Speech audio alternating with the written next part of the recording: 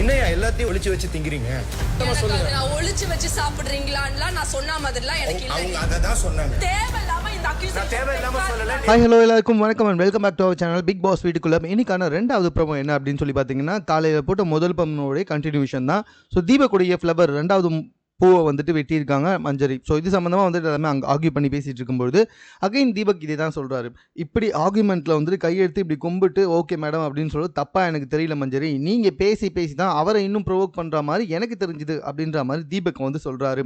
அருண் ஒரு பக்கம் எழுந்து, இல்லை நீங்கள் சொன்ன வார்த்தை எனக்கு ரொம்ப பாதிச்சுது, ஏன் இப்படி ஒழிச்சு வச்சு திங்குறீங்க அப்படின்ற மாதிரி வந்துட்டு என்னை கேட்டாங்க, அது எனக்கு ரொம்ப பாதிச்சுது அப்படின்னாங்க.